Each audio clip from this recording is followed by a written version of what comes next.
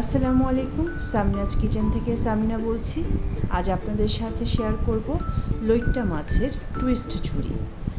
Twist কেন বলছি? কারণ এখানে টুইস্ট রয়েছে। আমি এখানে 250 গ্রাম লইট্টা মাছ ছোট টুকরো করে হলুদ লবণ দিয়ে খুব ভালো করে ধুয়ে ছাঁকনিতে এক্সট্রা পানি ঝরিয়ে রেখে দিয়েছি।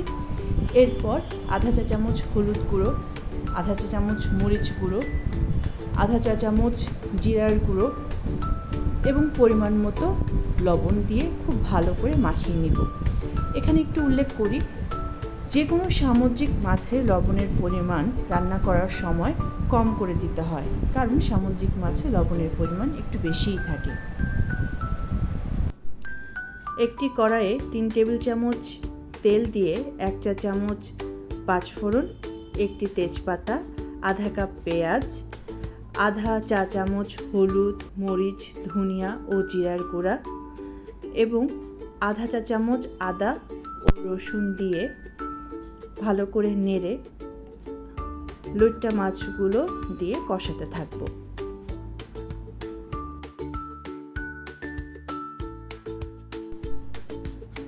লইট্টা মাছ এমনিতে খুব নরম হয়ে থাকে, কষানোর ফলে মাছগুলো আর আস্ত থাকবে না, কাটা থেকে মাছের মাংসগুলো আলাদা হয়ে যাবে।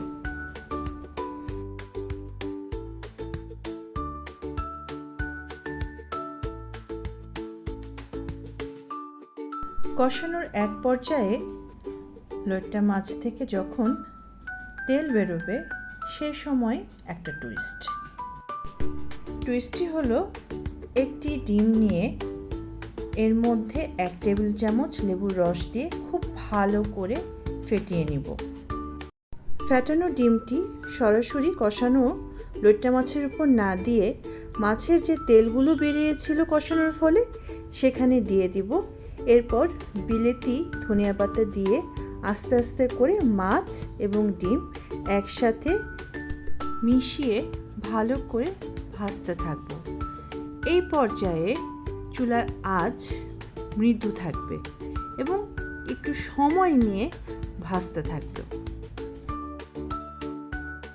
ভাজার এক পর্যায়ে যখন দেখবেন কিছুটা ঝুরঝুরে হয়ে গেছে, কালারও চেঞ্জ হয়ে গেছে, ঠিক তখনই কাঁচামরিচ, গোলমরিচ ও বিলেতি ধনিয়া পাতা দিয়ে 1 মিনিটের মতো ভাজতে থাকবো।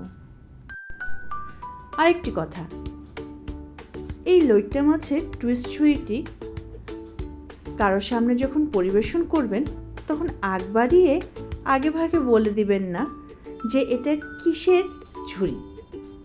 আমি আপনাদেরকে 100% গ্যারান্টি দিয়ে বলতে পারছি, প্রথমে এটা কেউই বুঝতে পারবে না যে এটা কিসের ঝুড়ি বা কি খাচ্ছেন, কারণ এখানে কোনো লইট্টা মাছের গন্ধই থাকবে না। বেশ মজার এবং সুস্বাদু হবে। বাস, তৈরি হয়ে গেল আমাদের লইট্টা মাছের টুইস্ট ঝুড়ি।